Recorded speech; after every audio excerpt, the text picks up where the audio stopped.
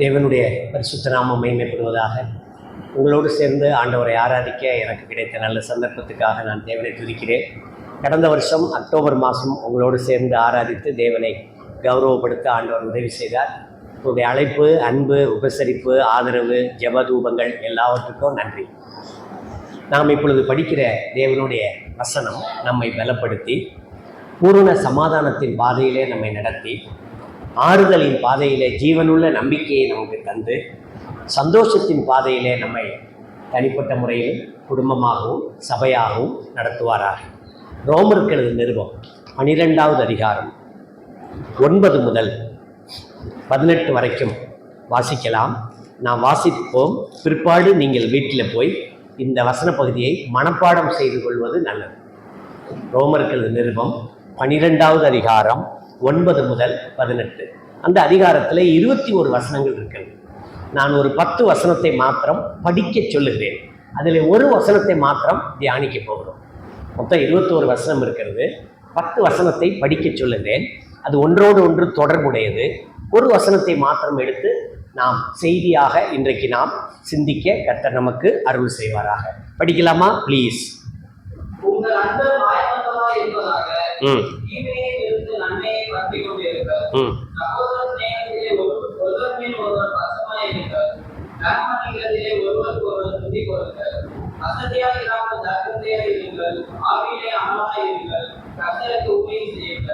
நம்பிக்கையிலே சந்தோஷமாயிருங்கள், உபத்திரவத்திலே பொறுமையாயிருங்கள், ஜெபத்திலே உறுதியாயிருங்கள், பரிசுத்தவான்களுடைய விலையில் அவர்களுக்கு உதவி செய்யுங்கள், அந்நியரை உபசரிக்க நாடுங்கள், உங்களை துன்பப்படுத்துகிறவர்களை ஆசீர்வதியுங்கள், ஆசீர்வதிக்க வேண்டியதை அன்றி சரியாதிருங்கள், சந்தோஷப்படுகிறவர்களுடனே சந்தோஷப்படுங்கள், அறிவிக்கிறவர்களுடனே ஆகுங்கள், ஒருவரோடொருவர் ஏக சிந்தை உள்ளவர்களாய் இருங்கள், மேன்மையானவைகளை செய்யாமல் தாழ்மையானவர்களுக்கு இணங்குங்கள், உங்களே புத்திமான்களுக்கு எண்ணாதிருங்கள், ஒருவருக்கும் தீமை செய்யாதிருங்கள், எல்லா மனுஷருக்கும் முன்பாகவும் யோக்கியமானவைகளை செய்ய நாடுங்கள், பூர்வமான உங்களாலான மற்றும் எல்லா மனுஷர்களும் சமாதானமாயிருக்கும். இந்த 10 வசனங்களை நீங்கள் மனப்பாடம் செய்து கொண்டால் நல்லது. அடிக்கடி அந்த வசனத்தை ஆண்டவர் நமக்கு நினைவுபடுத்துவாராக.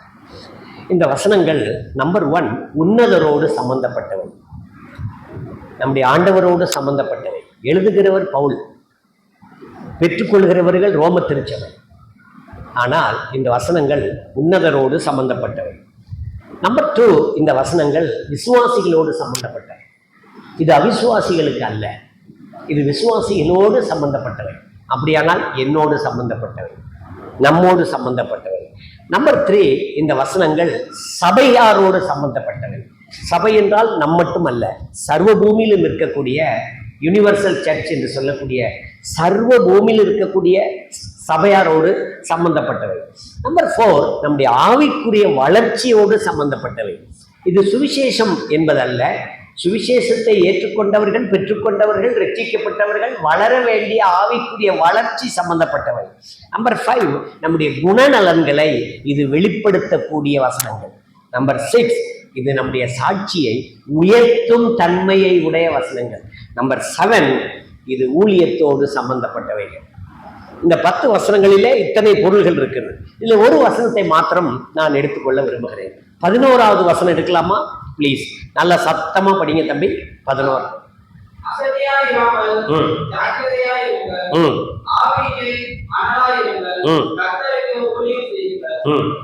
அவ்வளவுதானா? அவ்வளவுதான். இதுல என்ன குறிப்பு இருக்கிறது? 1 அசதி, 2 ஜாக்கிரதை, 3 அனல், 4 ஊழியம். இதை தான் படிக்க போறோம். ஒரே வசனம் தான். அசதினா என்னங்க? கொஞ்சம் பேசலாம், தப்பு இல்லை. அசதி, சோர்வு. ஆவிக்குரியவர்கள் வாழ்க்கையில் எதுக்கு சோர்வு வருது? விசுவாசிகளுக்கு எழுதப்பட்டதுன்னு நான் ஏற்கனவே சொல்லிட்டேன். உன்னதரோடு சம்பந்தப்பட்டவைன்னு சொல்லிட்டேன். நம்முடைய வளர்ச்சியோடு சம்பந்தப்பட்டவைகள்னு சொல்லிட்டேன். எதுக்கு அசதி வருது? இந்த அசதி, சோம்பல் எல்லாம் நம்முடைய ஆவிக்குரிய வளர்ச்சியை மட்டுப்படுத்தும். ஞாபகத்தில் வைக்கிறது. எனவே இந்த ஆவிக்குரிய விஷயத்துல மட்டும் சோம்பலும் அல்லது சோர்வோ அசதியும் வரக்கூடாது.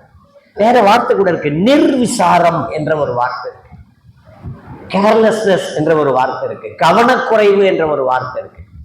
நாம் அசதியா இருப்போமானால், வசதியை விரும்புகிறோம், அசதியாகி போய்விட்டோம்.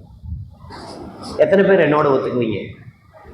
வசதியை விரும்புகிறோம், அசதியாகி போய்விட்டோம். சபை கூட அப்படிதான். நான் 50 வருஷத்துக்கு முன்னாடி, 45 வருஷம் ஆச்சு நான் சபைக்குள்ள வந்து. ஏறக்குறைய 45 வருஷத்துக்கு முன்னாடி சபையில வரும்போது அவ்வளவு ஆர்வமா இருக்கும். எல்லாரும் அன்பா இருப்பாங்க. ஞாயிற்றுக்கிழமை சாயந்தரம் ஆனா சைக்கிள், ஒரு சின்ன பேட்டரியை கட்டிப்போம், ஒரு மெகாஃபோன் மாதிரி சின்னதா ஒண்ணு கொடுப்பாங்க. நான் என்னுடைய வாரம் மாட்டிக்கிட்டு தோல்ல வச்சுட்டு இப்படியே நிற்பேன். பின்னாடி ஒருத்தர் பேசிட்டே வருவார். தெருத்தருவா போவோம். ஊழியத்துல அசதியே கிடையாது, ஆராதனையில அசதி இல்லை.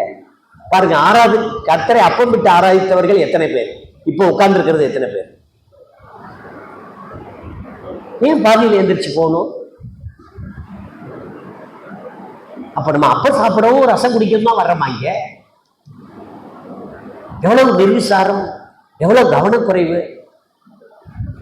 ஏன் முழுமைத்தன்மை அடையவில்லை? கொஞ்சம் சேர் காலியா கிடக்குங்க, சகோதரிகள் பக்கம் கொஞ்சம் சேர் காலியா கிடக்கு. எங்கே அவர்கள்? அவர்களும் விசுவாசிகள் தான். அவங்களுக்கு என்ன முக்கியத்துவம் இப்பொழுது எனக்கு தெரியாது. கல்யாண வீடோ, காது குத்தோ, கிரக பிரவேசமோ, ஆஸ்பத்திரிக்கு போகணுமா, ஜாமான் வாங்கணுமா, எனக்கு தெரியாது. ஏன் இந்த நிர்விசாரம்? புரியுதா உங்களுக்கு? வசதி தேடுகிறோம், அசதி உள்ளே நம்மை ஆட்கொண்டு விடுகிறது. பவுல் எழுதுகிறார் ரோமாபுரி திருச்சபைக்கு, நீ அசதியாயிராதே. ஆவிக்குரிய அசதி சோப்பலும் நமக்கு வரவே கூடாது. பாதியில எந்திரிச்சு போறதுக்கு சபைக்கே வர வேண்டிய அவசியம் இல்லைங்க. நல்லவேளை இங்க ஒரு அட்டண்டன்ஸ்லாம் ஒண்ணும் கிடையாது. யோசிச்சு பாருங்களேன். நான் அப்படி செய்வது கிடையாதுங்க. நானும் 45 வருஷமா சபை ஐக்கியத்தில் இருக்கேன். முழுமையாயிரு, முழு ஆராதனையில பங்கெடுக்க வேண்டும்.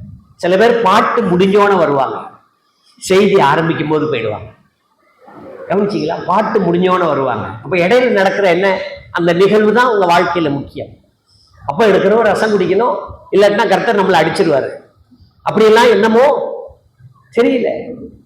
நிறைய சபைகள் இல்லை, லேட்டா போறாங்க. நான் சொல்றேன், கால தாமதம் நல்லதல்ல. தாமதம் உங்களுக்கு வேணுமானால் அது வாடிக்கையா இருக்கலாம், ஆனால் பிசாசுக்கு அது வேடிக்கை. தாமதம் இருக்கக்கூடாது. சரியான நேரத்தில் நாம் பங்கு பெற வேண்டும், முழுமையாய் பங்கு பெற வேண்டும். சாப்பாடு சமைக்கிறோம், முழுமையா சமைக்காம அறகுறையா சாப்பிடுவோமா? எல்லாத்துலயும் முழுமைத்தன்மை, ஒரு ஃபுல்ஃபில்னஸ், ஒரு பெர்ஃபெக்ஷன் காணப்பட வேண்டும்.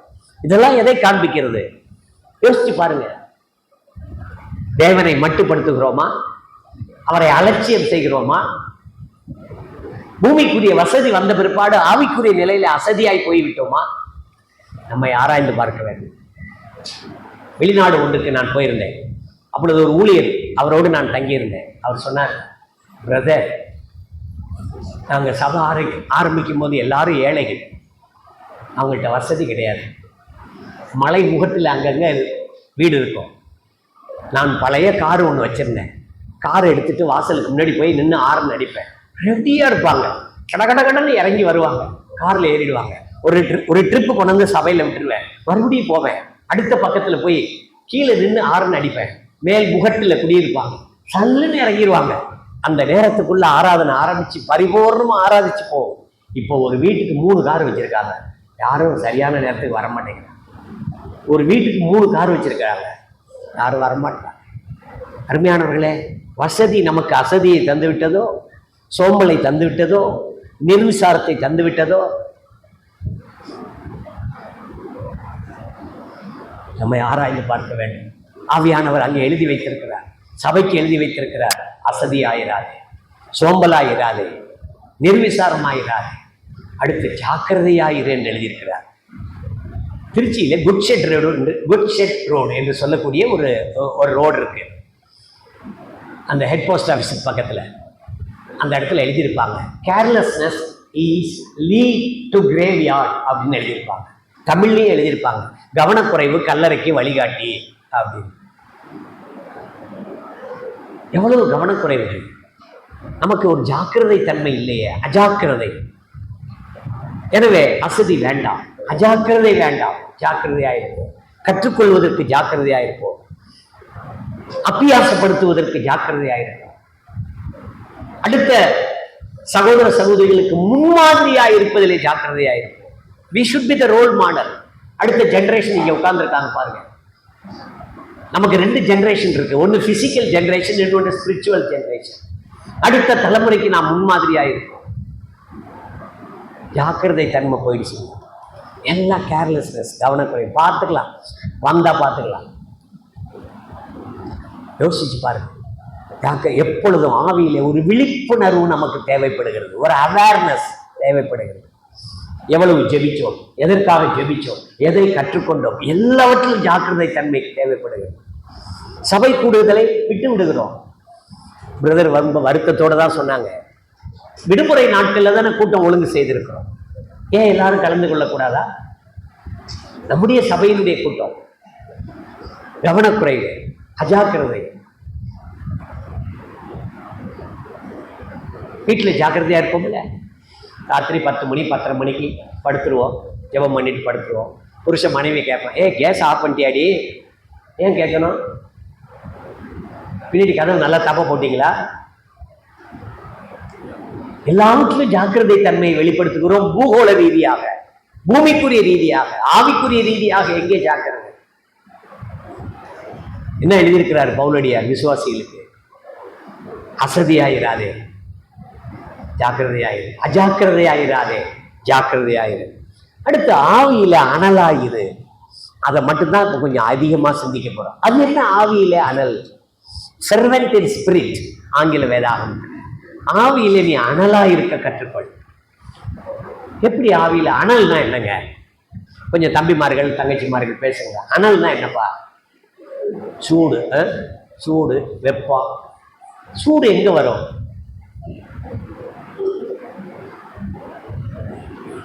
இப்படி ஒரு கை வச்சுக்கீங்களேன், சூடு இருக்கா? இல்லை. இப்படி ஒரு கை வைங்களேன், சூடு இருக்கா? இல்லை. இந்த கையும் சேருங்களேன், சூடு இருக்கா? இல்லை. அப்படி உரசுங்களேன், சூடா இருக்கு. சூட்டுக்கு என்ன வேணும்? ஒரு சக்தி தேவைப்படுகிறது. என்னுடைய குறிப்பில் எழுதியிருக்கேன், எரி சக்தி இல்லாமல் ஏது அனல். ஒரு பவர் ஒன்று தேவைப்படுது. இதனுடைய உராய்வு தன்மையும் இதனுடைய உராய்வு தன்மையும் ஒன்றோடு ஒன்று உராய உராய உராய உராய என்ன வெப்பம் வருகிறது. அங்கே என்ன எழுதப்பட்டிருக்கிறது? விசுவாசி நீ அல்லது நீங்கள் ஆவியிலே அனலாயிரு. அப்படியானால் என்ன பொருள்? பேசுங்க. அப்படியானால் என்ன பொருள்? அப்போ குறைந்தபட்சம் சூடு உண்டாக 2 பேர் வேண்டும் அல்லவா? 2 தன்மைகள் வேண்டும் அல்லவா? உராய்வதற்கு 2 தன்மைகள் வேண்டும் அல்லவா? இருவர் படுத்துக் கொண்டால் சூடு உண்டாகும் என்று நாம் படிக்கிறோம் அல்லவா? முப்புரி நூல் அறாது என்று படிக்கிறோம் அல்லவா? அப்ப இருவர் சேர வேண்டும். அப்படியானால் பரிசுத்த ஆவியானவரும் பரிசுத்தவானும் ஆவியில தான் நம்ம நல்லா இருக்க முடியும். நாம் ஆவியானவரோடு தொடர் உறவில் இருக்க வேண்டும். ஆவியிலே அனலா இருக்க வேண்டிய அவசியம் உணர வேண்டும். அது என்ன இம்பார்ட்டன்ஸ் இருக்கு? நல்லா கவனிங்களேன். வெப்பமான இடத்துல என்ன கவனிச்சுட்டே வாங்க. பிராக்டிக்கலாவும் பேசுறேன், ஸ்பிரிச்சுவலாவும் தியரிட்டிக்கலாவும் பேசுறேன், கவனிச்சுட்டே வாங்க. ஒரு அனல் உள்ள இடத்துல என்ன இருக்கும், என்ன இருக்காது? அனல் உள்ள இடத்துல என்ன இருக்கும்? வெப்பம் இருக்கும், நம்பர் 1. அப்புறம் குளிர் இருக்காது. சரி, குளிர் இருக்காது. கொஞ்சம் பேசுங்க. அனல் இருக்கிற இடத்துல வெப்பம் இருக்கும், அதான் அனல். வெப்பம் இருக்கும், குளிர் இருக்காது. வேற வெளிச்சம் வரும், வெளிச்சம் உண்டாகும். சரி, இது நல்லது. அடுத்தது ஒரு நெருப்பு போட்டு கொளுத்துறோங்க, ஒரு பேப்பரை போட்டு கொளுத்துறோம், அங்க அனலும் வருது, வெளிச்சம் இருக்கு, ஒன்றோடு ஒன்று பற்றி கொள்கிறது, எரிசக்தி உண்டாகிறது. நீங்கள் ஆவியானவரோடு இருக்கும் போது என்ன உண்டாகும்? அனல் உண்டாகும், ஆவிக்குரிய அனல் உண்டாகும். இந்த அம்மி அரைக்கும் போது பாத்தீங்களா, வீட்டுல இப்பெல்லாம் யாரும் அம்மி அரைக்கிறா, எல்லாம் மிக்சி தான், பட்டனை தட்டினா அது பாட்டு கொடுத்துரும். சரி, அப்படி அரைக்கும் போது பாருங்க, எங்க சின்ன வயசுல எங்க அம்மா எனக்கு அதெல்லாம் சொல்லி கொடுத்துருக்காங்க. குடக்கல் ஆட்டி மாவு ஆட்டுறது, அம்மி அரைக்கிறது எல்லாமே. அம்மியை வாரத்துக்கு ஒரு தடையோ அல்லது 3 நாளைக்கு ஒரு தடையோ அதை பெரட்டிட்டு கழுவ வேண்டியிருக்கும். அம்மியை பெரட்டும் போது கீழே நிறைய இருட்டா இருக்கும், அந்த பகுதியில புழு பூச்சி எல்லாம் இருக்கும். தண்ணி படுற இடம் பிளஸ் வெப்பம் இல்லாத இடம், அனல் இல்லாத இடம், அதெல்லாம் வந்து அண்டிக்கொள்ளும். இருட்டிலே அனல் இல்லாத இடத்துல கிருமிகள் வந்து ஒட்டி கொள்ளும். ஆவிக்குரிய அனல் இல்லாத இடத்துல பாவக்கிருமிகள் வந்து ஒட்டிக்கொள்ளும். சோ அனலுள்ள வாழ்க்கை நமக்கு தேவை. எப்படி அனல்? ஆவியானவரோடு தொடர் உறவில இரு. ஆவியானவருக்கு ஒரு பெயர் இருக்கிறது, இப்படி சித்திரங்களால் சொல்லப்பட்டிருக்கிறது. அவரை புறா என்றும், தண்ணீர் என்றும், எண்ணெய் என்றும், முத்திரை என்றும், அக்கினி என்றும் சொல்லப்பட்டிருக்கிறது. நெருப்பு என்றும் அவரை சொல்லப்பட்டிருக்கிறது. ஆவியானவர் அனல், நெருப்பு என்றால் நான் அவரோடு சேர சேர சேர நான் என்னவாகி விடுகிறேன்? அனலாகி விடுகிறேன். ஆவியானவரோடு தொடர் உறவில் இருக்க வேண்டும். கிறிஸ்தவம் என்பது விட்டு விட்டு உறவு அல்ல. It's a continuous relationship. அது தொடர் உறவு. எந்த நேரத்திலும் ஆவியானவரோடு உறவிலே காணப்பட வேண்டும். ஆவியானவரோடு உறவிலே இருப்பதற்கு 2 மூல காரணங்கள் இருக்கிறது, மூலக்கூறுகள் இருக்கிறது, எலிமெண்ட்ஸ் என்று சொல்லுவோம். அதுல ஒன்று வேத வசனம், இன்னொன்று ஜெபம். வேத வசனத்தினாலே நான் அனல் அடைய முடியும். நான் தேவ சமூகத்திலே ஜெபிக்கிறதுனாலே அனல் அடைய முடியும். எனவே ஒரு அனலுள்ள கிறிஸ்தவன் சபைக்கு தேவை, குளிர் அல்ல. இத லவோதிக்கா சபைக்கு ஆவியானவர் எழுதும் போது என்ன எழுதுகிறார்? லவோதிக்கா சபையை பார்த்து, நீ அனலும் அல்ல. ஐயோ, பரிதாபமான நிலையில ஒண்ணு அனலாரு, இல்லன்னா குளிராரு. அனலா இருந்தா உள்ள இரு, குளிரா இருந்தா வெளியே போயிரு.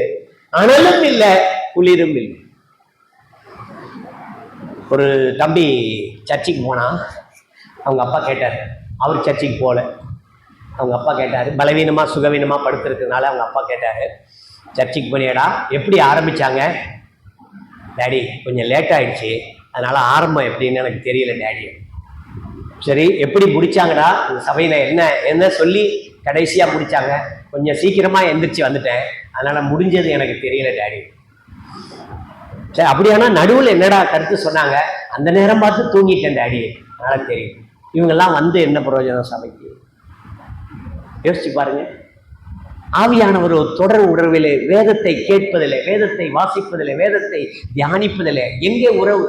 ஜெப உறவு எங்கே? ஜெபம் என்பது ஒரு உறவு.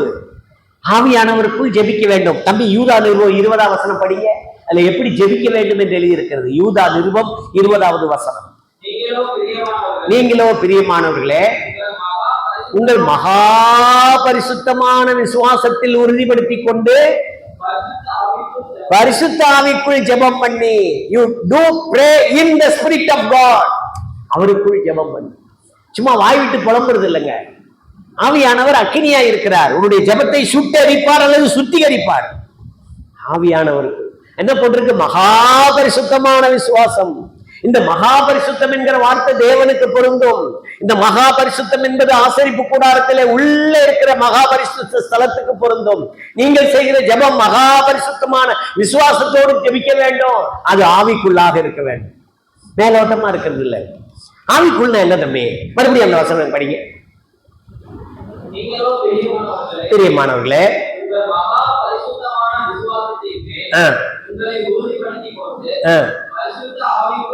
தம்பி, அந்த ஆவிக்குள் ஜெபம் பண்ணினா என்ன? பரிசுத்த ஆவியினாலே ஜெபம் பண்ணின்னு போட்டிருக்கலாம் இல்லைங்க. பரிசுத்த ஆவிக்குள் ஜெபம் பண்ணி அப்படின்னா என்ன அர்த்தம்? ரொம்ப எளிமையான வார்த்தை. நான் தண்ணீருக்குள் இருக்கிறேன் அப்படின்னா என்ன அர்த்தம்? நான் தண்ணீருக்குள் இருக்கிறேன் அப்படின்னா என்ன அர்த்தம்? முழுகிட்டேன், அப்புறம் நான் தெரிய மாட்டேங்க, தண்ணி தாங்க தெரியும். பரிசுத்த ஆவிக்குள் ஜெபம் பண்ணினா சுயம் இருக்கக்கூடாது. ஆவியானவர் சொல்லுகிறதை ஜெபிக்க வேண்டும், ஆவியானவருக்குள் ஜெபிக்க வேண்டும். நான் தண்ணீருக்குள் இருக்கிறேன் என்றால் நான் தெரிய மாட்டேன். Not I but Christ. இதுதான் பவுல் சொல்வாரு, இனி நான் அல்ல கிறிஸ்து என்று சொல்லுவார். எனவே பரிசுத்த ஆவிக்குள் ஜெபிப்பது எவ்வளவு அவசியம். ஜெபம் என்பது உறவு. நீங்க ஜெபிக்க ஜெபிக்க அனலுள்ள வாழ்க்கை வரும். வேதம், அவருடைய வசனம் ஜீவன் உள்ளது, இருபுறம் கழுக்குள்ள பட்டயம், கலங்கம் இல்லாத ஞானப்பால், உன்னுடைய அகத்தை காட்டும் கண்ணாடி, உன் அகத்தை காட்டும் கண்ணாடி. வாசிக்க தியானிக்க, வாசிக்க தியானிக்க நீங்கள் அனலுள்ள கிறிஸ்தவர்களாக இருக்க முடியும். ஒரு எரிசக்தி தேவைப்படுது இல்ல அனலுக்கு? அப்ப எரிசக்தி அந்த இடத்துல யாரு? பரிசுத்த ஆவியானவர். எனவேதான் பவுல் எழுதுகிறார், ஆவியில அனலாயிரு. ஒரு அனலாயிருந்த ஒரு மனுஷனை உங்களுக்கு முன்னே நிறுத்தி என்னுடைய செய்தியை நிறைவு செய்ய விரும்புகிறேன். ஒரு அனலாயிருந்த ஒரு மனுஷன், அப்படியே எழுதியிருக்கு வேதத்துல. யாராவது சொல்லுங்க பாப்போம், அனலாயிருந்த ஒரு தேவ மனுஷன். புதிய ஏற்பாட்டில்?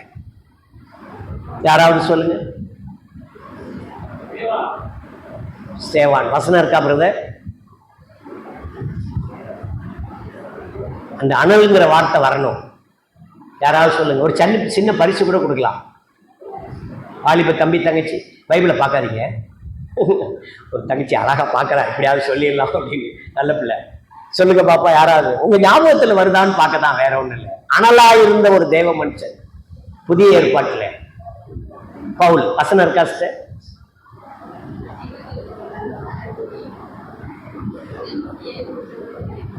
அனல் மூட்டி எழுப்பி விடுன்னு தீமோத்திக்கு எழுதுவார். அவர் அனலா இருந்தாருன்னு எழுதியிருக்கா? சரி, நான் வாசித்து தெரிந்து கொண்ட ஒரு பகுதி, அனலா இருந்த ஒரு மனுஷன், அவனுடைய பெயர் அப்போஸ்தலர் நடபடிகள் 18வது அதிகாரம் 24 முதல் அவனுடைய பெயரை கண்டுபிடிக்கலாம். அப்போஸ்தலர் நடபடிகள் 18வது அதிகாரம் 24, 25.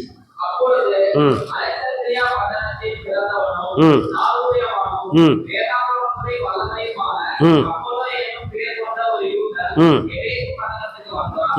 அவன் கர்த்தருடைய வார்த்தையை உபதேசிக்கப்பட்டு யோவான் கொடுத்த ஸ்நானத்தை வாக்கியம் அதிகமாக இருந்து ஆவியில் அனல் உள்ளவனாய் கர்த்தருக்கு அடுத்தவைகளை திட்டமாய் போதகம் பண்ணி கொண்டு வந்தான். அவனுடைய பேர் என்ன? அப்பல்லோ. அவனை பற்றி கொஞ்சம் படிச்சிருவோம். ஆவியில அனல் உள்ள மனிதர்கள் எப்படி இருக்க வேண்டும்? ஒரு சபை ஆவியில அனல் உள்ள சபையாய் இருக்க வேண்டும். லவோதிக்கா சபையை போல குளிரும் இல்லாமல் அனலும் இல்லாமல் இருக்க வேண்டாம். நிர்விசாரமாய் இருக்கக்கூடாது, அஜாக்கிரதையாய் இருக்கக்கூடாது. மிக கவனமாய் ஜாக்கிரதையாய் ஒவ்வொரு சின்ன ஸ்டெப் எடுத்து வைக்கும் போது ஜாக்கிரதையா இருக்கு. ஒரு கப்பல் கடல்ல போயிட்டு இருக்குன்னா ஒரு சின்ன ஓட்டம் வந்தா போதும். A small hole will destroy the whole ship. முழு கப்பலையும் கவுத்துரும். இந்த மனுஷனுடைய வாழ்க்கையை கொஞ்சம் படிக்கலாமா? முதலாவது, அனல் உள்ளவன் எப்படி இருந்தான்? ஏன் அவனை மட்டும் ஆவியிலே அனல் உள்ளவனாய் என்று எழுதப்பட்டிருக்கிறது? 1:24 வசனம். அவனுடைய பிறந்த இடம் சொல்லப்பட்டிருக்கிறது, அலெக்சாந்திரியா பட்டணம். அவன் சாதுரியவனாய் இருந்தான். சாதுரியம்னா என்னங்க? என்னங்க? சாமர்த்தியமா பேசுறது, ஆவியிலே சாமர்த்தியமாய் பேசுறது. பூகோள ரீதியாய், பூமிக்குரிய ரீதியாய், ஆவிக்குரிய ரீதியிலே சாமர்த்தியமாய் பேசுவது. சாதுரியவனாய் இருந்தான். கேள்வி ஞானமுடையவனாய் இருந்தான். கேள்விக்கு பதில் சொல்லக்கூடியவனாய் இருந்தான். நம்முடைய வாழ்க்கையில சாதுரியம் இருக்கிறதா? அனல் உள்ளவர்கள் சாதுரியமாய் இருப்பார்கள். நம்பர் 1. நம்பர் 2,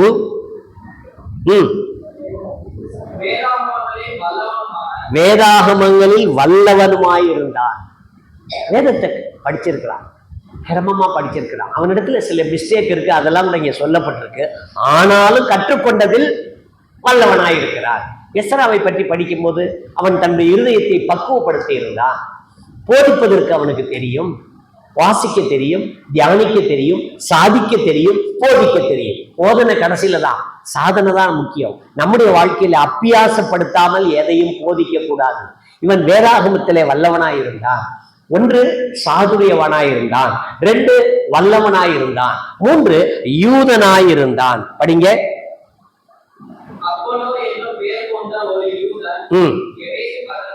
எபேசு ஒரு விக்கிரக ஆராதனை பட்டணம். எபேசு பட்டணத்துக்கு வந்தான். அது தியானால் என்று சொல்லக்கூடிய தேவதையை வழிபடக்கூடிய அவிசுவாசிகள், விக்கிரகங்கள் நிறைந்த ஒரு பட்டணம்.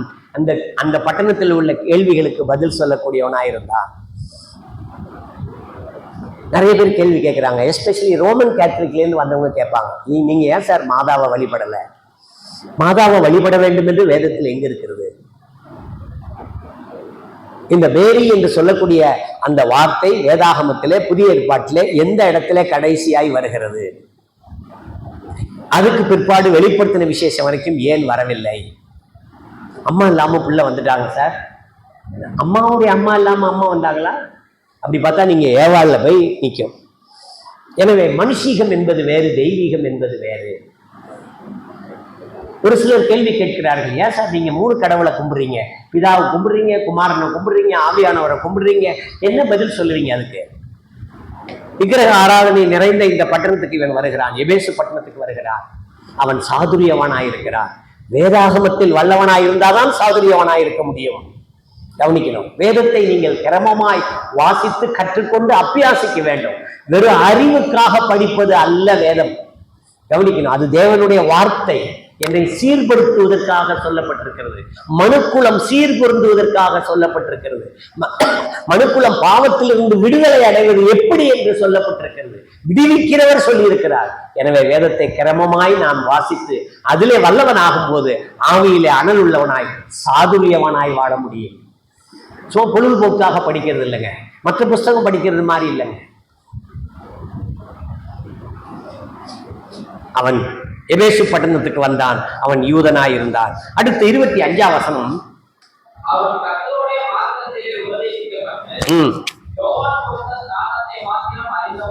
இதான் அவனுடைய மைனஸ் பாயிண்ட். யோவான் ஸ்நானகன் கொடுத்த அந்த ஞானஸ்தானத்தை மட்டும் அறிந்தவனாய் இருந்தான். என்னுடைய குறிப்பில் எழுதியிருக்கேன், அறிந்தது குறைவு, ஆனால் கற்றுக்கொள்ளும் வாஞ்சியை உடையவன். நானும் நீங்களும் நிறைய கற்றுக்கொள்ளும் வாஞ்சியை உடையவனா இருக்கணும். இந்த learning process is a continuous process. எப்பெல்லாம் நாம் கற்றுக்கொள்றோமோ அப்பெல்லாம் நமக்கு பிளஸ் பாயிண்ட்.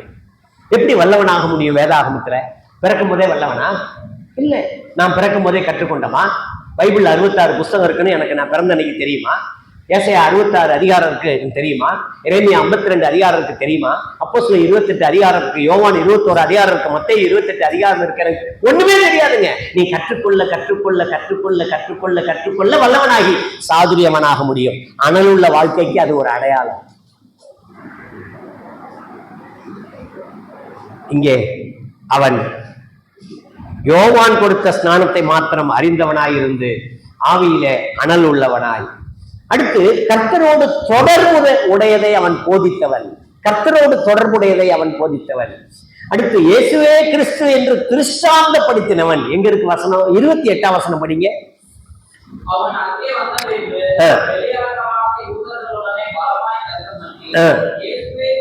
இயேசுவே கிறிஸ்து என்று வேத வாக்கியங்களை கொண்டு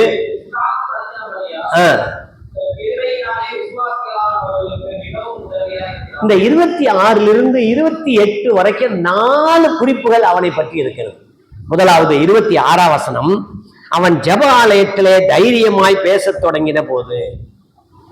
ஆவியிலே அனல் உள்ளவர்கள் எப்பொழுது எப்படி பேசுவாங்க? ஏன் தைரியம் வருது?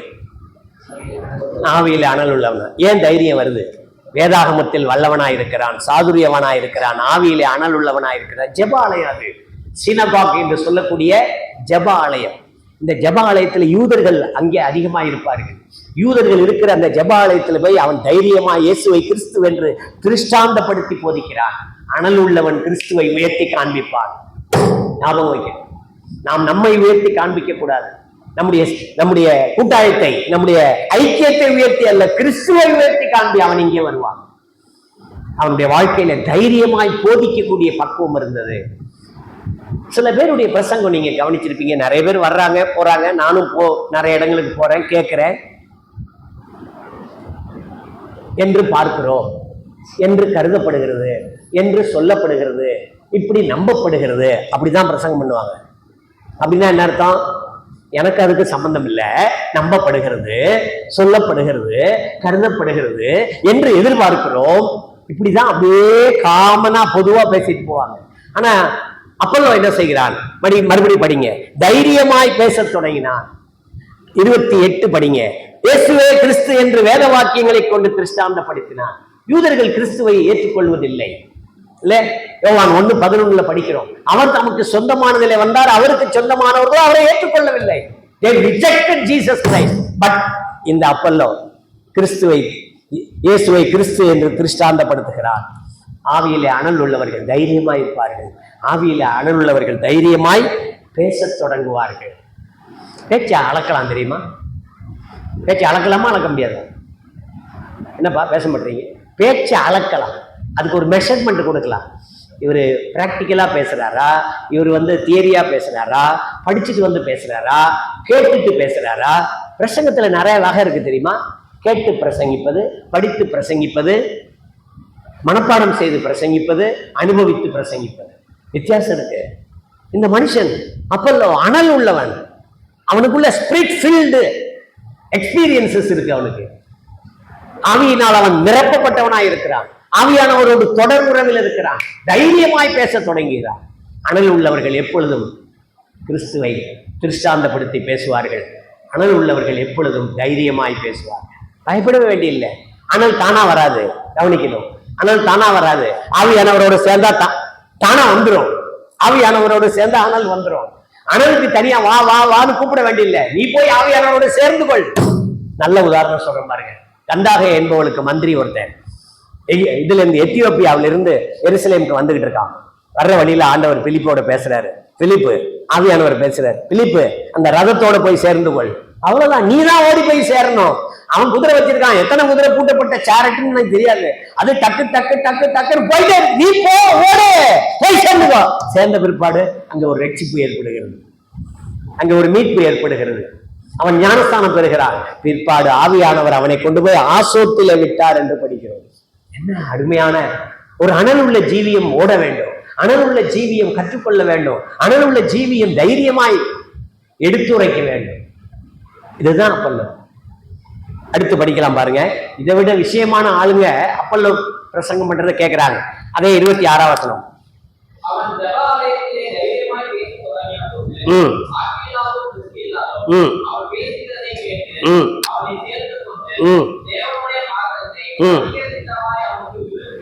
அப்ப அதிக திட்டமாய் அவன் இன்னும் கற்றுக்கொள்ள வேண்டியது இருக்கிறது. ஆக்கிலாவும் பிஸ்கிலாவும் அவனை சேர்த்துக்கிட்டு இன்னும் கற்றுக் கொடுக்குறாங்க.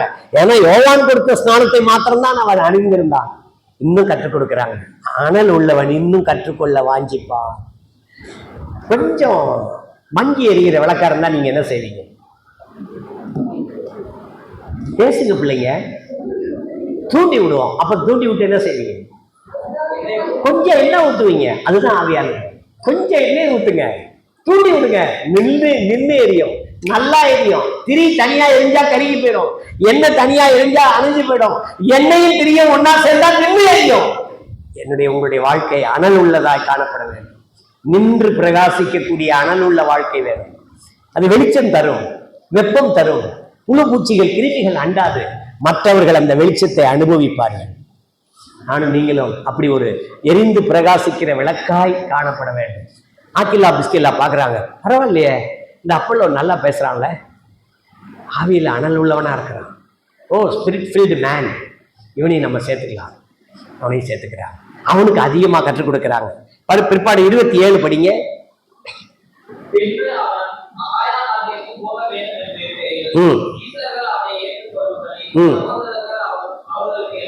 இதெல்லாம் ஆட்டோமேட்டிக்கா நடந்துரும். ரெக்கமெண்டேஷன்லாம் வேண்டிய இல்லைங்க. நான் அடிக்கடி சொல்லுவேன், கமெண்டேஷன் ரெக்கமெண்டேஷன் இதெல்லாம் ஒண்ணுமே வேணாம். எலியாவுக்கும் எலிசாவுக்கும் யாருங்க ரெக்கமெண்டேஷன் லெட்டர் கொடுத்தது? ஆவியானவர் போனா வேலை பார்த்துக்கிட்டே இருக்கிறான். பூமியில காணப்படுகிற சிஸ்டம் எல்லாம் human administration system, but the spiritual system is different. சகோதரர்களுக்கு அவர் எழுதினார். பவுனுடைய வாழ்க்கையை எடுத்துக்கொள்ளுங்க. பவுல் ஊழியத்துக்கு போக வேண்டும். அப்போஸ்தலர் 13 வீட்டுல போய் வாசித்து பாருங்க. கர்த்தர் அங்க உதவிக்காரனை அனுப்புகிறார். உதவிக்காரன் வந்தாதான் ஊழியத்துக்கு போகணும் இல்லை, நீ ஆவியானவர் சொல்லுகிறபடி செய். அது அனல் உள்ள ஜீவியம். அடுத்த வசனம் படிக்கும் போது, அவன் அங்கே வந்த பின்பு வெளியரங்கமாய் யூதர்களுடனே பலமாய் தர்க்கம் பண்ணி இயேசுவே கிறிஸ்து என்று வேத வாக்கியங்களோடு திருஷ்டாந்தப்படுத்தினபடியார் என்று படிக்கிறோம். எனவே முதலாவது ஜெப ஆலயத்திலே தைரியமாய் பேசினவன், இயேசுவே கிறிஸ்து என்று திருஷ்டாந்தப்படுத்தினவன், விசுவாசிகளுக்கு மிகவும் உதவியாய் இருந்தவன். ஒரு அனல் உள்ளவர்கள் எப்பொழுதும் நாம் மற்றவர்களுக்கு என்னவா இருப்போம்? உதவியா இருக்கணும். மற்றவங்க ஏறி போவாங்க, படிக்கட்டு அங்கேதான் இருக்கும். கவனிச்சிங்களா? படிக்கட்டு அங்கதான் இருக்கும். அதுல ஏறி ஏறி போவாங்க. போகட்டும் அவங்க போகட்டும், நாம் படிக்கட்டா வாழட்டும். மற்றவர்களுடைய உயர்வுக்கு நாம் காரணமாய் இருக்க வேண்டும். அதான் அனல் உள்ள வாழ்க்கை. மற்றவர்களுடைய உயர்வுக்கு காரணமாய் இருக்க வேண்டும். இன் ஆல் த டைரக்ஷன்ஸ், பிசிக்கலா, ஃபேமிலியா, ஸ்பிரிச்சுவலா, சோசியலா, ஃப்ரெண்ட்லியா, அவங்க மேல வரணும். நாம் பொறாமை எண்ணமே வரக்கூடாது. அனல் உள்ளவர்களுக்கு பொறாமை வராது. அனல் உள்ளவர்களுக்கு பெருமை வராது, வரவே வராது. ஏன்னா ஆவியானவர் கூட இருக்கிறாரு. ஆவியானவரோடு அவன் சேர்ந்து இருக்கிறான். அவன் மற்றவர்களுக்கு உதவியா இருந்தான். என்ன வார்த்தை இருக்கு பாருங்க, விசுவாசிகள் ஆனவர்களுக்கு உதவியா இருந்தான் என்று எழுதப்படவில்லை, மிகவும் உதவியா இருந்தார். அனல் உள்ளவர்கள் எப்பொழுதுமே அந்த ஹெல்பிங் டெண்டன்சி இருக்கும். அந்த ஆட்டிடியூட் அவசியம். இயேசு கிறிஸ்து நமக்கு உதவி செய்தார். என்ன உதவி செய்தார்? நம்முடைய ஜீவனை கொடுத்து உதவி செய்தார். இயேசு கிறிஸ்து தன்னுடைய தூதர்களுக்கு கட்டளையிட்டார். தூதர்கள் எனக்கும் உங்களுக்கும் பணிவிடை ஆவிகளாயிருக்கிறார்கள். எவ்வளவு அவர் எனக்கு செய்ததை உங்களுக்கு செய்ததை திரும்பி பார்த்தோம்னா எவ்வளவு நன்றியா இருக்க வேண்டியிருக்கு. நாம் எத்தனை பேருக்கு உதவியா இருந்திருக்கிறோம்? யாருக்கு? விசுவாசிகள் ஆனவர்களுக்கு. விசுவாச வீட்டாருக்கு உதவி செய்யுங்கள், விசுவாசிகளுக்கு உதவி செய்யுங்கள். இதெல்லாம் அனல் உள்ளவனுடைய சுவாபம். ஏதோ வரணும், உட்காரணும், அப்பம் எடுக்கணும், வீட்டுக்கு போகணும், அவ்வளவுதான். ஏதோ கிடைச்ச காசை காணிக்கையா போட்டுட்டு போயிட்டே இருக்க வேண்டியதான். அது அல்ல கிறிஸ்தவம், அது அல்ல கிறிஸ்தவம். அப்படி இருக்கிறாங்க, ஆனா அனல் இருக்காது. அங்க அனல் இருக்காது, இந்த சுவாபம் இருக்காது. 19ஆம் அதிகாரம் 1ஆம் வசனம் படிக்க பாப்பா. இப்போ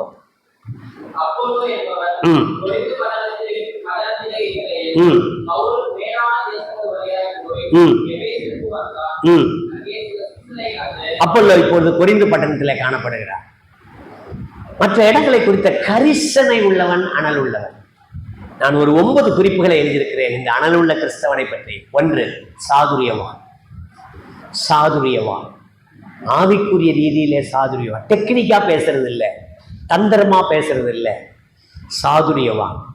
2, வேதத்தில் வல்லவன், வேதாகமத்திலே வல்லவன். 3, யூதன், யூதர்கள் மத்தியிலே சிறப்பாய் செயல்பட்டு வந்தவன். அதனாலதான் போறான் ஜெபாலயத்துக்கு.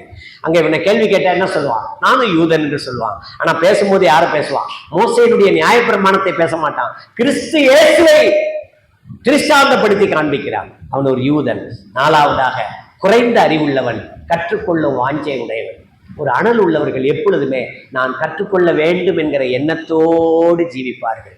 இன்னும் நான் கற்றுக்கொள்ள வேண்டும், புதிய புதிய காரியங்களை கற்றுக்கொள்ள வேண்டும். ஒரு சமயம் பூனாவில் நடைபெற்ற ஒரு முகாமுக்கு நான் போயிருந்தேன். ஒரு நேஷனல் கான்ஃபரன்ஸ், அதில் நான் அழைக்கப்பட்டிருந்தேன். நான் போயிருந்தேன். அப்போது வெளி தேசத்திலிருந்து வந்த ஒரு சகோதரன் ரொம்ப அருமையாக சில பாயிண்ட்ஸ் எல்லாம் எடுத்து கொடுத்து ஆங்கிலத்தில் செய்திருந்தது. நான் சொன்னேன், பிரதர், உங்களுடைய ஸ்டாண்டர்டை நினைக்கும் போது I am nothing, I am zero அப்படின்னு சொன்னேன். அப்போ அவர் சொன்னார், you are zero, I am under zero அப்படின்னு. நான் அப்படியே நெகிழ்ந்து போயிட்டேன். நீங்கள் பூஜ்ஜியம்னு ஒத்துக்கிட்டீங்க, ரொம்ப நன்றி, நான் பூஜ்ஜியத்துக்கு கீழே இருக்கிறேன் அப்படின்னு. இன்னும் கற்றுக்கொள்ள வேண்டியது ஏராளம் இருக்கிறது. நாம் கற்றது கை அளவு தான், கற்றுக்கொள்ள வேண்டியது கடல் அளவு இருக்கிறது. வேதத்தை யாராவது பரிபூர்ணமா நான் எல்லாம் முடிச்சிட்டேன்னு சொல்ல முடியுமா? இயேசு கிறிஸ்து சிலுவையில எல்லாம் முடிந்ததுன்னு சொன்னாங்க. நீங்க யாராவது ஒருத்தர் சொல்லுங்க பார்ப்போம். நான் விசுவாச வாழ்க்கையில செய்ய வேண்டியதை செய்து முடித்தேன் சொல்ல முடியுமா? முடிந்ததுன்னு சொல்ல முடியுமா? 66 புஸ்தகத்துல நான் எல்லாவற்றையும் பரிபூர்ணமாய் 100% கற்றுக்கொண்டேன் என்று சொல்லிவிட முடியுமா? முடியவே முடியாது. நான் சொல்லுகிறேன், சிருஷ்டிப்பையே இன்னும் ஒருவன் முழுமையாய் கண்டுபிடித்து முடிக்கவில்லை. சிருஷ்டிப்பு 6 நாளிலே படைத்ததை 6000 வருஷமாய் மனுஷன் ஆராய்ந்து கொண்டே இருக்கிறார். Still the research is going on. போய்கொண்டே இருக்கிறது. எந்த ஒரு துறைக்கும் அவன் முற்றுப்புள்ளி வைக்க முடியவில்லை. விவசாயத்துறைக்கு முற்றுப்புள்ளி வைக்க முடியுமா என்ன? அக்ரிகல்ச்சர், செரிகல்ச்சர், ஹார்டிகல்ச்சர் அல்லது எந்த துறைக்கு என்ன செய்ய முடியாது? முற்றுப்புள்ளி வைக்க முடியாது. அது அவருடைய சிருஷ்டி. சிருஷ்டியே அப்படி. ஆனால் ரட்சிப்பு, ரட்சகர், நீங்கள் முற்றுப்புள்ளி வைக்க முடியாது. கற்றுக்கொள்ள வேண்டும். அவனுடைய அறிவு குறைந்தது. ஆனால் அங்கே ஆக்கில்லாவும் பிஸ்கில்லாவும் கூப்பிடும் போது அவர்களோடு சேர்ந்து கற்றுக்கொள்கிறார். அடுத்தது, கர்த்தரோடு தொடர்புடையதை மாத்திரம் அவன் போதித்தவன். கர்த்தரோடு தொடர்புடையதை மாற்றவன் அவன் போதித்தவன். 6வதாக ஜெப ஆலயத்திலே தைரியமாய் பேசினவன். 7வதாக இயேசுவே கிறிஸ்து என்று திருஷ்டாந்தப்படுத்தினவன். எந்த இடத்துல என்ன தேவையோ அதை தான் பேசும். யூதர்கள் என்ன செய்கிறார்கள்? நியாயப்பிரமாணத்தை கையில வைத்திருக்கிறார்கள். மோசேயினுடைய பிரமாணம் அதுதான், 10 கட்டளைகள் அதுதான், இறைவனுடைய வாக்கு, கல், அந்த ஸ்டோன் டேப்லெட் என்று சொல்லக்கூடிய கல்பலகைகள் எழுதியது அதெல்லாம் யூதர்கள். நாங்கள் மோசேயினுடைய பிள்ளைகள், நாங்கள் ஆபிரகாமின் பிள்ளைகள் என்று மார்க்கத்தின் அவர்களுக்கு இயேசுதான் கிறிஸ்து என்று கிறிஸ்து இயேசுவை திருஷ்டாந்தப்படுத்தி பேசினவன். விசுவாசிகளுக்கு மிகவும் உதவியாய் இருந்தவன். இதெல்லாம் திருச்சபையில் அனல் உள்ளவர்கள் தான் கண்டிப்பா செய்ய முடியும். இந்த ஃபார்மாலிட்டி கிறிஸ்டியன்ஸ் இருக்காங்க, அதெல்லாம் நம்ம சொல்லும்போது நாமினல் கிறிஸ்டியன்னு சொல்லுவோம். இப்போ ஃபார்மாலிட்டி பிலீவர்ஸே இருக்காங்க. இந்த நாமினல் பிலீவர்ஸ் அவங்க யாருங்க? விசுவாசி என்று அறியப்பட்டவர்கள். ஆனால் விசுவாசம் இருக்கா? தெரியாது. விசுவாசிகளுக்கு மிகவும் உதவியாக இருந்தவன். நம்முடைய வாழ்க்கையில கூட அனலுள்ள ஜீவியம் செய்கிறோம் என்பதற்கு ஒரு அடையாளம். It's one of the shine to help to the believers. மற்றவர்களுக்கு நாம் உதவியாக இருக்க வேண்டும். எந்த கோணத்திலாவது உதவியாக இருக்க வேண்டும். கர்த்தர் அதையெல்லாம் அறிவார். பண விஷயம் மட்டுமல்ல, இன் ஆல் ஆஸ்பெக்ட். தெரியாததை சொல்லிக் கொடுங்க, ஜெபிக்க கற்றுக் கொடுங்க, வசனத்தை கற்றுக் கொடுங்க, உதவி செய்வதை கற்றுக் கொடுங்க, தாழ்மையாக இருப்பதை கற்றுக் கொடுங்க, எளிமையாய் வாழ்வதை கற்றுக் கொடுங்க. பிராக்டிக்கல் லைஃப்ங்க. உதவி என்பது பிராக்டிக்கல் லைஃப். அந்த வசனம் பாருங்களேன், டாக்டர் லூக்கா தான் இதெல்லாம் எழுதியிருக்கிறாரு அந்த அப்போஸ்தலர் நடவடிக்கைகள்ல. இல்லை என்ன எழுதியிருக்காரு? அவன் மிகவும் உதவியாக இருந்தான். அருமையான தம்பி தங்கச்சி, நீங்கள் அனல் உள்ளவர்களா? நான் அனல் உள்ளவனா? எத்தனை பேருக்கு நாம் உதவியாக இருந்திருக்கிறோம்? இதெல்லாம் சிந்திக்க வேண்டிய ஒரு வார்த்தை. கடைசியாக எபேசு, அகாயா, கொரிந்து போன்ற பட்டணங்களில், இதுக்கு முன்னாடி படித்தோம் எபேசு பட்டணம்னு, அதுக்கு முன்னாடி படித்தோம் அகாயா பட்டணம்னு. இப்போ எங்கே வந்துட்டாரு? 19:1 படிங்க தம்பி. 19:1. அப்ப இதுவரைக்கும் அவன் சந்தித்து வந்த பட்டணங்கள் ஒரு இடத்துல இல்லை, எல்லா இடங்களுக்கும் கிறிஸ்துவை கிறிஸ்தாந்தப்படுத்த வேண்டும் என்ற சுவிசேஷம் அறிவிக்க வேண்டும் என்ற வாஞ்சை அவனிடத்தில் இருந்தது. ஒரு அனல் உள்ளவர்கள் சும்மா இருக்க மாட்டாங்க. நெருப்பு என்னங்க செய்யும்? ஒரு துண்டு நெருப்பு இங்க போட்டுருங்க, என்ன கவனிங்க, ஒரு துண்டு நெருப்பு எடுத்து இங்க போட்டுருங்க, என்ன செய்யும்? இந்த நெருப்பு எரிஞ்சிட்டே போகும். அப்புறங்க தன்னோடு இருக்கிறதையும் நெருப்பாக்கும். ஒரு நெருப்போடு ஒரு கறிக்கட்டையை சேர்த்துருங்க, இந்த கறிக்கட்டையை நெருப்பாயிடும். அனல் உள்ளவர்கள் மற்றவர்களை அனல் உள்ளவர்கள் ஆக்குவார்கள். பரிசுத்த ஆவியானவர் ஒரு தொடர் உறவில் இருக்கக்கூடிய அந்த அனல் உள்ளவர்கள் மற்றவர்களும் அனல் உள்ளவர்களாக மாற வேண்டும் என்று துடிப்பார்கள், செயல்படுவார்கள். நெருப்பு செயல்படும், கறிக்கட்டை செயல்படாது. அனல் உள்ளவன் செயல்படுவான், அனல் இல்லாதவர்கள் செயல்பட மாட்டார்கள். இந்த கறிக்கட்டை தான் ஆவியானவரோடு சேர்ந்தது. அது நெருப்போடு சேர்ந்து இப்பொழுது நெருப்பாக்கிவிட்டது.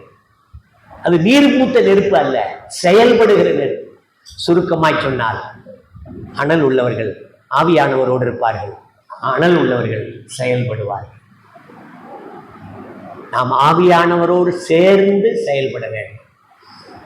ஒன்றும் இல்லை, அடுப்பில் 10 நெருப்பு வச்சிருக்கீங்க, அங்கே வச்சிருக்கிற பாத்திரம், அதில் இருக்கிற தண்ணி, அதில் இருக்கிற குழம்பு எல்லாம் சூடாகும். பச்சையாக இருக்கும், போடும்போது அந்த அனல் பட்டு பட்டு வெந்து போயிடும், அது ருசி ஆகிடும். ருசியை தரக்கூடிய அனல் உள்ளவர்கள் எப்பொழுது ருசியை தருவார்கள், ருசி கொடுக்கக்கூடிய வாழ்க்கை வாழ்வார்கள். அதை வெளியே எடுத்து சாப்பிடலாம், மற்றவங்களுக்கு கொடுக்கலாம். அனல் எங்கும் தேவை. அனல் வேண்டான்னு சொல்றவங்க கை தூக்கும் பார்ப்போம். சூரியன் வெப்பம் வருது இல்லை, சூரிய வெப்பம் அது வேண்டாமா? வெளிச்சம் வேணுமா, வெப்பம் வேணுமா?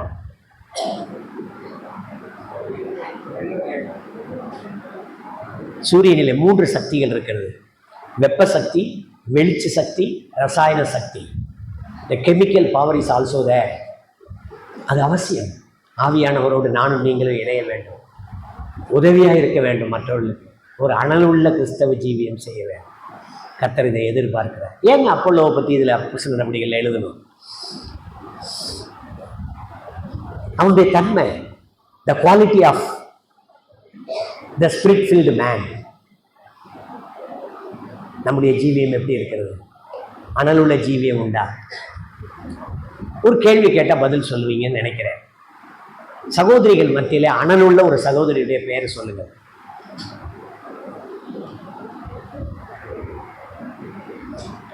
சகோதரர்கள் மத்தியிலே ஒரு அனலுள்ள சகோதரருடைய பேரை சொல்லுங்க. நிறைய பேர் இருக்கலாம், ரொம்ப சந்தோஷம். ஒரு பேரை சொல்லுங்களேன். இதே மாதிரி எங்கள் சபையில், ஒரு பெரம்பலூர் சபையில் ஒரு கேள்வி கேட்டுட்டேன். நம்ம சபையிலேயே ரொம்ப பொறுமைசாலி யார்? எல்லாரும் ஒருத்தர் பேரை சொன்னாங்க, என் பேர் இல்லை. ரொம்ப பொறுமையாக இருக்கிற ஒருத்தர் இருக்கிறாரு, சபையில் இருக்கிறாரு, ரொம்ப பொறுமைசாலி. நீங்கள் திட்டினா கூட வாங்கிட்டு சொல்லுங்கள் பிரதர், அங்கிள் சொல்லுங்கள் அங்கிள் அப்படிம்பாரு. நான் ஆசையாக உங்கள்கிட்ட கேட்குறேன், பாசமாக என்னை கூப்பிட்டதுனால ஆசையாக உங்கள்கிட்ட கேட்குறேன், நீங்கள் அனலுள்ள ஒரு கிறிஸ்தவனுடைய பெயரை சொல்லுங்கள். நீ உட்கார்ந்துருக்கிற அருமையான தங்கச்சி, உங்களுக்குள்ள அனலுள்ள ஒரு கிறிஸ்தவ பெண்மணியுடைய பேர் எவ்வளோ யோசிக்கணும் பார்த்தீங்களா? மற்றவங்க பேரையும் சொல்ல மாட்டோம், நம்ம பேரையும் சொல்ல மாட்டோம், இல்லை எப்படியாவது தப்பிக்கிறோம். ஆனால் அப்பல்லோ பேரை ஆண்டவர் எழுதி வைத்திருக்கிறார். அவள் ஒரு அனலுள்ள கிறிஸ்தவன், கிறிஸ்துவை கிறிஸ்தாந்தப்படுத்தினார். பரிசுத்த ஆவியானவர் இல்லாமல் அனலாக இருக்க முடியாது. அதனால தான் ஆவியிலே அனல் என்று அப்பல்லோவை பற்றி சொல்லப்பட்டிருக்கிறது. ரோமர்கள் நிருபத்தில் என்ன படித்தோம்? நீ ஆவியிலே அனலாயிரு. எப்பவும் இந்த குணாதிசயம் உங்களுடைய வாழ்க்கையில் இருக்க வேண்டும். ஆவியானவரோடு தொடர் உறவிலே காணப்படுங்கள். தைரியமாக இருங்கள், சாதுரியமாக இருங்கள், வேதத்தில் வல்லவர்களாக இருங்கள், கற்றுக்கொள்ளும் வாஞ்சியுடையவர்களாக இருங்கள், கர்த்தரோடு தொடர்புடையதை பேசுங்கள், தைரியமாய் பேசுங்கள், இயேசுவே கிறிஸ்து என்று திருஷ்டாந்தங்கப்படுத்துங்கள், விசுவாசிகளுக்கு மிகவும் பிரியமாயிருக்க கற்றுக்கொள்ளுங்கள். ஆகாயா, எபேசு, கொரிந்து இந்த பட்டணங்களில் பிரயாணப்பட்டு கர்த்தரை மகிமைப்படுத்தினது போல நீங்கள் போகிற இடமெல்லாம் கர்த்தரை மகிமைப்படுத்தி வாழுங்கள். எந்த பட்டணத்தில் ஆண்டவர் உங்களை கொண்டு போறாரோ பரவாயில்ல, அங்கே ஆண்டவரை மகிமைப்படுத்திக்குவாங்க. போன மாதம் நான் ஒரு சபைக்கு போயிருந்தேன், சாட்சி சொல்லி முடிக்கிறேன். எல்லாம் முடிஞ்சது. அவங்களுக்கு விடை கொடுத்தேன், அவங்க எனக்கு விடை கொடுத்தாங்க. அந்த வீட்டில் வேலை செய்கிற ஒரு சர்வெண்ட், ஒரு மெய்டு, இந்த சர்வெண்ட்டு போயிட்டு வாங்க சார், மறுபடியும் எப்போ சார் வருவீங்க என்று கேட்டாங்க. வீட்டு முதலாளி அம்மா, வீட்டு முதலாளி எல்லாம் விசுவாசிகள், அவங்களுக்கெல்லாம் பயங்கர சந்தோஷம். அவங்க அந்த கூட்டத்தில் அவங்க கர்த்தரை ஏற்றுக்கொண்டார்கள். ஒரு இந்து குடும்பத்தை சேர்ந்தவர். மறுபடியும் எப்போ வருவீங்க? நாம் மற்றவர்களுக்கு உதவியாக இருக்க வேண்டும், மற்றவர்களுடைய விசுவாசத்துக்கு நாம் தூண்டுகோலாக இருக்க வேண்டும், மற்றவருடைய பரிசுத்தத்துக்கு நாம் தூண்களாக இருக்க வேண்டும், மற்றவருடைய ஆவிக்குரிய வாழ்க்கைக்கு நாம் படிக்கட்டுகளாக இருக்க வேண்டும். அப்பல்லோ அப்படிப்பட்டவர். காரணம், அவன் ஆவியிலே அனல் உள்ளவனாய் காணப்பட்டான். நானும் நீங்களும் அப்படிப்பட்ட அனல் உள்ள வாழ்க்கை வாழ கர்த்தர் நமக்கு உதவி செய்வாராக. அஜாக்கிரதை வேண்டாம். எடுத்தோன்னு பார்த்தீங்களா, அஜாக்கிரதை வேண்டாம், ஜாக்கிரதையாயிரு. அதில் அந்த வசனத்தை படித்து முடிக்கலாமா தம்பி? கடைசியாக ஒன்று இருக்க, 12:11. அப்போஸ்தலர் 12 ரோமர் 12:11. கர்த்தருக்கு ஊழியம் செய்யுங்கள். 12:11 ஃபுல்லா படிங்க. அசதியாயிராமல் ஜாக்கிரதையாயிருங்கள், ஆவியிலே அனலாயிருங்கள். தம்பி அப்படியே ரிவர்ஸ்ல படிச்சா எப்படி தம்பி இருக்கும்? அது எப்ப தம்பி வரணும்? ஆவியில அனலா இல்லாம கர்த்தருக்கு ஊழியம் செய்ய முடியாது. கவனிச்சிங்களா? அசதியா இருக்கக்கூடாது, ஜாக்கிரதையா இருக்கணும், ஆவியில அனலா இருக்கணும், அப்புறம் ஊழியம் செய்யும். இன்னும் ஆர்டர் பாருங்களேன். நாம் கர்த்தருக்கு ஊழியம் செய்ய வேண்டும் என்றால் அசதி நம்மிடத்துல வேண்டாம். நான் ஆரம்பத்தில் சொன்ன ஒரு கருத்து மறுபடியும் சொல்லுகிறேன். வசதி வர வர அசதி அதிகமாகுது. Sophisticated life, Royal life. என்னங்க, நான் இப்படியெல்லாம் இருக்கணும்னு ஆசைப்படுறோம், அப்படியெல்லாம் இரு வேணாங்களே. ஆனால் அசதி வந்துருச்சு, சோர்வு வந்துருச்சு. ஊழியம் செய்ய வேண்டும் என்றால் ஆவியிலே அனலாக இருக்க வேண்டும். கர்த்தர் தாமே இந்த ராஜபாளையம் திருச்சபை மக்களுக்கு அப்படிப்பட்ட எண்ணத்தை தருவாராக. ஆவியிலே அனலாக இருக்க தேவன் எனக்கு உங்களுக்கும் உதவி செய்வாராக. ஆமென். தேங்க்யூ.